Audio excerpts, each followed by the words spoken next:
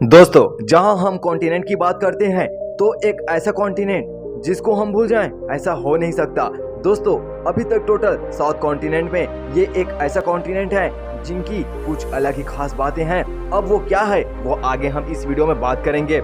जिस एशिया महाद्वीप पर आप रहते हैं, क्या आपको पता है कि कभी ये यूरोप के साथ हुआ करता था और बाद में यूरोप और एशिया अलग हो गए। यूरोप और एशिया पहले एक साथ थे, तब इसको यूरेशिया के नाम से जानते थे।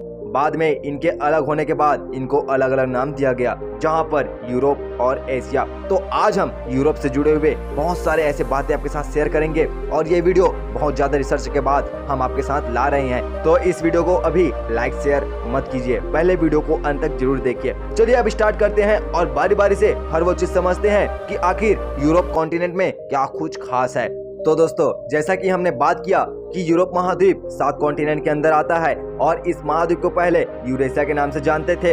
यूरोप महाद्वीप के अंदर शीतोष्ण जलवायु मौजूद है और इसकी वजह गल्फ स्ट्रीम नामक समुद्री गर्म जलधारा है जो मौसम को गर्म कर देती है। बार बार मौसम चेंज होने के कारण यूरोप महाद्वीप में पाए जाने वाला प्राकृतिक वनस्पति में अलग अलग तरह की प्रजातियां पाई जाती है। यूरोप महाद्वीप तीन तरफ से सागरों से घिरा हुआ है, जिसमें उत्तर में आर्कटिक महासागर, दक्षिण में भूमध्य सागर और पश्चिम में अटलांटिक महासागर से घिरा हुआ है। यूरोप महाद्वीप और एशिया महाद्वीप के बीच में उरल माउंटेन और कैस्पियन सागर है जो इन दोनों महाद्वीप को आपस में बांटते हैं। दोस्तों, यूरोप महाद्वीप के अंदर नॉर्वे, स्वीडन, आइसलैंड और डेनमार्क को आपस में मिला करके स्कैंडिनेविया इस नाम से जानते हैं। क्या आपको पता है कि हॉलैंड को नीदरलैंड के नाम से भी जानते हैं, जो इसी यूरोप कॉन्टिनेंट के अंदर प्रेजेंट है और इस हॉलैंड की भूमि पर कृषि की जाती है, जहां इसके लिए समुद्री पानी को उपयोग में लाते हैं। जिस भूमि पर खेती की जाती है उसको उस कॉन्टिनेंट के अंदर पोल्डर भूमि कहते हैं। फिनलैंड को झीलों की भूमि कहा जाता है। बर्फ के चादरों के पिघलने के कारण इन झीलों का निर्माण हुआ है। यूरोप में उपस्थित स्पेन और पुर्तगाल देश को इबेरिया के नाम से जानते हैं। यहाँ भी कई बड़ी पर्वत श्रृंखलाएं मौजूद है, जिसमें कैंटब्रियन, पायरेनीज, डायनरिक आल्प्स, कार्पाथियन, केजोलन और बाल्कन रेंज जैसे बड़ी पर्वत श्रृंखलाएं मौजूद है। सबसे ऊंचे पर्वत चोटी में माउंट एल्ब्रस का नाम आता है।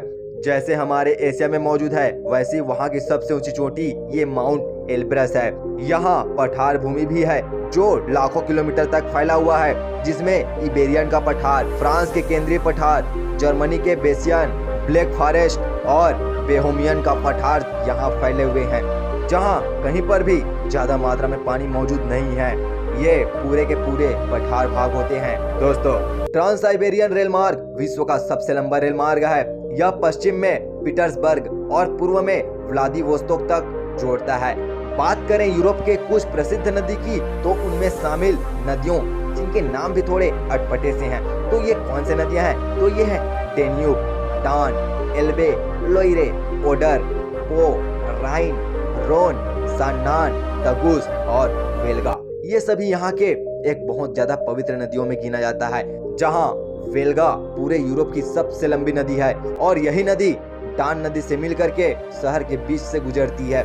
इनमें शामिल डेन्यूब नदी 5 राजधानी जो बुखारेस्ट रोमानिया की राजधानी है, ब्रातिस्लावा स्लोवेनिया की राजधानी है, बेलग्रेड जो युगोस्लाविया की राजधानी है, बुडापेस्ट यानी हंगरी की राजधानी और वियना यानी ऑस्ट्रिया की राजधानी से होकर के ये डेन्यूब नदी गुजरती है। यूरोप के खास फसलों में मक्का, जौ, तिलहन और चावल जैसे कुछ प्रमुख फसलें यहाँ बोए जाते हैं। दोस्तों, कृषि जनगणना के अनुसार पूरे यूरोप में 90% जई और 25% गेहूं का उत्पादन होता है।